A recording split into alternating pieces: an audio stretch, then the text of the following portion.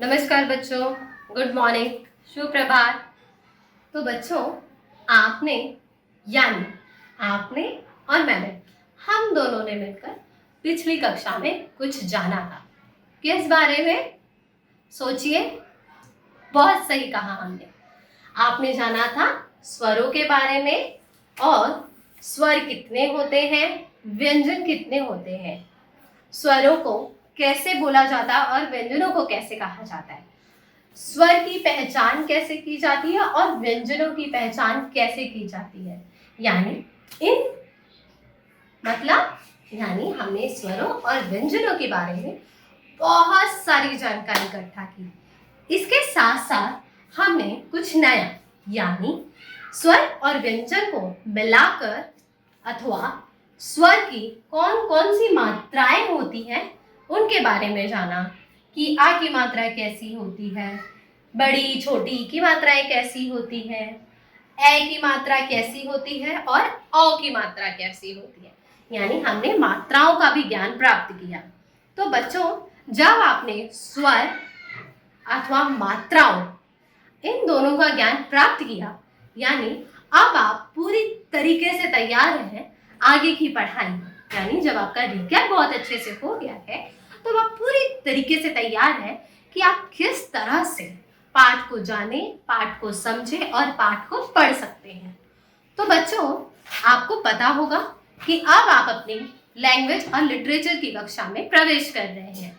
तो ये है आपकी किताब वटवृक्ष हिंदी पाठ्य पुस्तक और कक्षा तो आपको पता चल गई होगी, कक्षा चौथी।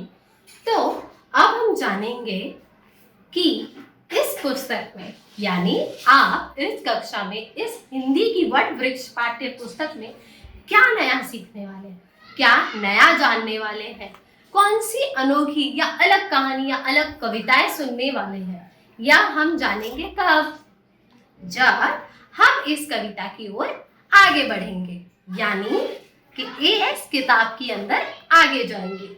तो आप जानेंगे कि आप इन सारी चीजों में से कुछ अलग, कुछ अनोखा सीखने वाले हैं।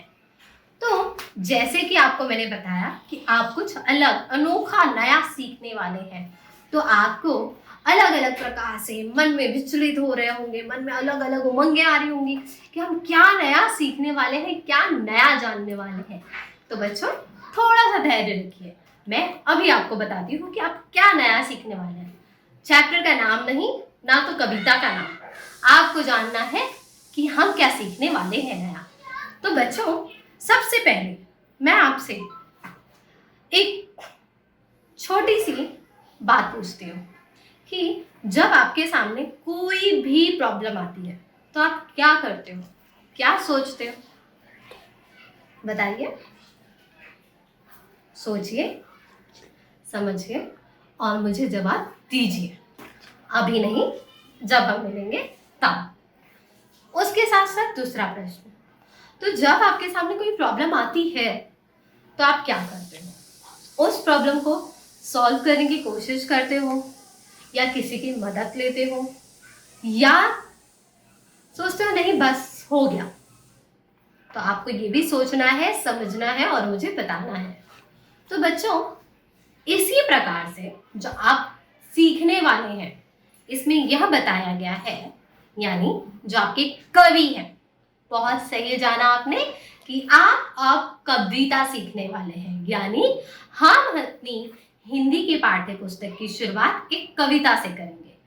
तो जैसे कि हम बोलते हैं कि हमारी जिंदगी में धूप छांव होते हैं, फूल काटे होते हैं, अच्छा बुरा होता है, सुख और दुख आते हैं।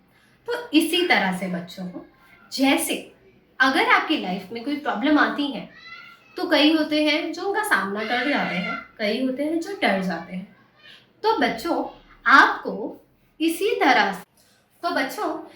तरह से हम इस कविता के कवि यानी राष्ट्र कवि रामधारी सिंह दिनकर जी के बारे में जानेंगे।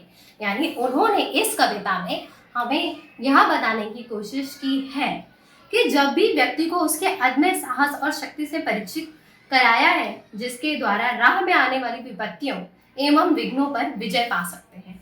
यानी इन्होंने यहाँ पर बताने की यह कोशिश की है कि कभी कभी हमें मनुष्य को यानी व्यक्ति को उनकी चीजों, उनकी शक्तियों के बारे में परिचित करवाना बहुत जरूरी है। कभी कभी उसके अंदर साहस होता है, ताकत होती है, हिम्मत होती है, पर वह खुद भी नहीं जानता। तो किसी न किसी को उस चीज को जगाने, उस चीज को बताने और जताने की बहुत ज्यादा जरूरत होती है।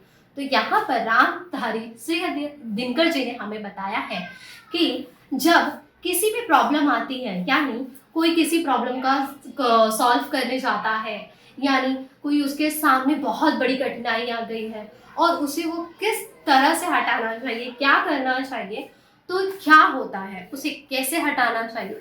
तो कई लोग होते हैं जो डर जाते हैं, सहम जाते हैं, लेकिन उसी समय वह अपने कदम झुकाए या पीछे हटे तो उन्हें कोई हिम्मत देकर आगे बढ़ाता है और उन्हें यह बताता है कि नहीं, तुम इस प्रॉब्लम का सलूशन निकाल सकते हो, तुम्हारे अंदर इतनी हिम्मत और ताकत है कि तुम इन सारी कठिनाइयों को दूर कर सकते हो और अपनी लाइफ में, अपनी चीजों में आगे जा सकते हो। तो बच्चों, मैं आपको यह कविता सुना रही हूँ, आपको सुनना है, समझना है और मुझे अगली क्लास में बताना है। सच है, विपत्ति जब आती है कायर को ही दहलाती है। सुरमा नहीं विचलित होते, क्षण एक नहीं धीरज खोते। विघ्नों को गले लगाते, कांटों में राह बनाते। है कौन विघ्न ऐसा जग में, टिक सके आदमी के मग में। खम ठोक ढेलता जब नर, पर्वत के जाते पांव उखड़। मानव जब जोर लगाता है, पत्थर पानी बन जाता है। तो बच्चों, आपने ये कविता सुनी? मुझे पता है कि मैंने एक बार बोलने से तो नहीं, इसलिए यह वीडियो आपको सुनना है। 1 बार, 2 बार, 3 बार इसे आप सुनो, समझो और अगली कक्षा में आपको इनके साथ साथ मुझे इस कविता का नाम भी बताना है। इस कविता का नाम जो मैंने कुछ लाइनें पढ़ी है उसी में है। तो आप मुझे नई कक्षा यानी जब हमारी अगली मुलाकात होगी तब इन क्वेश्चन के साथ आप जरूर तैयार रहिएगा। तब तक के लिए नमस्कार।